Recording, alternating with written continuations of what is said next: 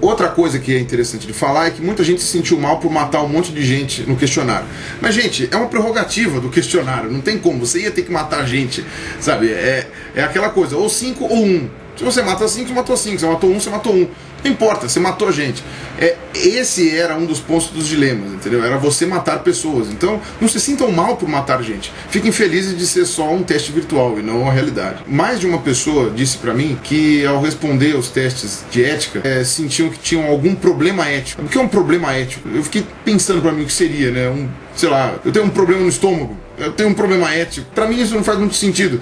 Você não tem um problema ético, você tem talvez um entendimento imparcial do que é ética. Você talvez nunca tenha parado pra pensar no que você acha que é certo ou errado em determinadas situações, mas isso em nenhum momento quer dizer que você tem um problema ético. Um problema ético foi o que eu lancei os dilemas éticos, né?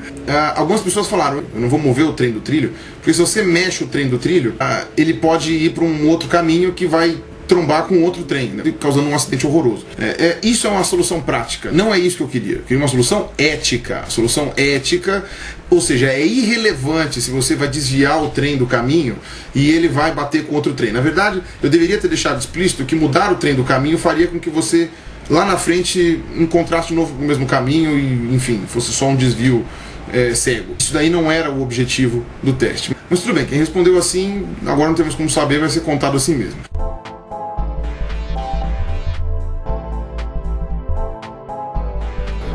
Eu fiquei muito surpreso com o fato de que, bom, obviamente, né, desses 5.371 pessoas, né, 5.166 pessoas responderam aqui do Brasil. Mas eu fiquei muito feliz quando eu vi que várias pessoas de outros lugares do mundo também responderam essa pesquisa. Você tem aí 37 dos Estados Unidos, 10 do Canadá, 4 da Argentina, 30 de Portugal, 7 da Espanha, e mais alguns números irrisórios de outros países como Colômbia, Peru, Chile, Paraguai, República Dominicana, Islândia, praticamente toda a Escandinávia, Rússia, Irlanda, 10 pessoas da Irlanda, Reino Unido, Polônia, Alemanha, enfim, repúblicas lá do centro da Europa e Austrália e Israel.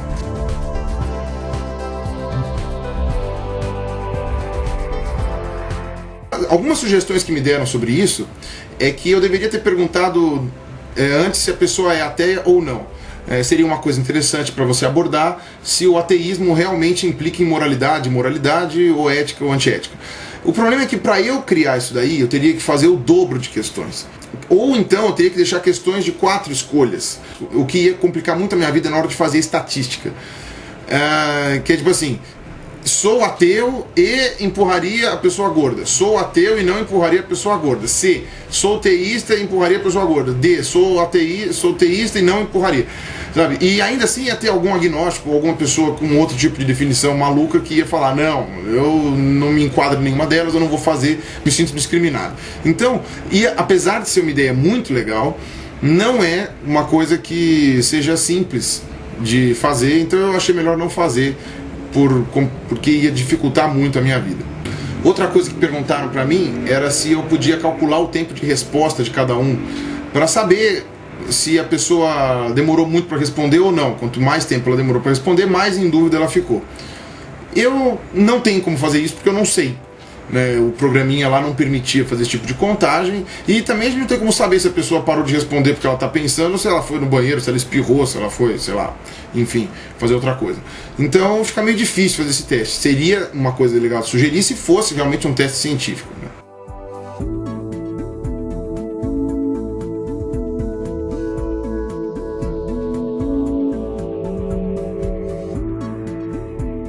E finalmente, só para terminar, eu quero dar as minhas respostas, né? Todo mundo perguntou sobre isso. Eu não respondi essa enquete no computador, né? Mas eu respondi mentalmente, eu sei o que eu responderia. Só que aquela coisa, né? Não se decepcione talvez com as minhas respostas, tá?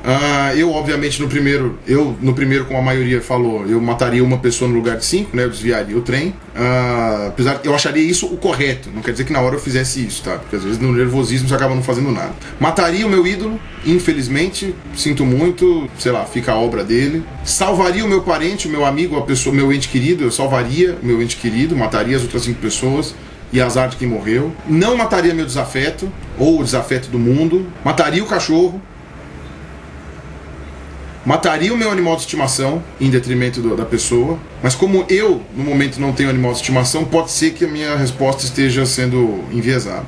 Não empurraria o gordo em nenhum aspecto, mesmo que fosse para salvar alguém da minha família. Nem para um cachorro, nem para o cara preso no trilho, nada, sabe? Eu não empurraria o gordo em hipótese alguma. E no caso dos transplantes, eu não transplantaria a pessoa nem que fosse para salvar um ente querido, mas eu faria isso com o cachorro. Eu acharia isso válido de ser feito com o cachorro. Uma vez que a morte é indolor, eu deixei isso claro. Ah, mas Pirula, você é um especista de merda. Na verdade, não é bem isso. Eu usei como base para essa minha opção de matar os cachorros em detrimento dos humanos, mesmo sendo mais cachorros do que humanos, por causa daquele argumento que eu usei no meu vídeo sobre os testes em animais.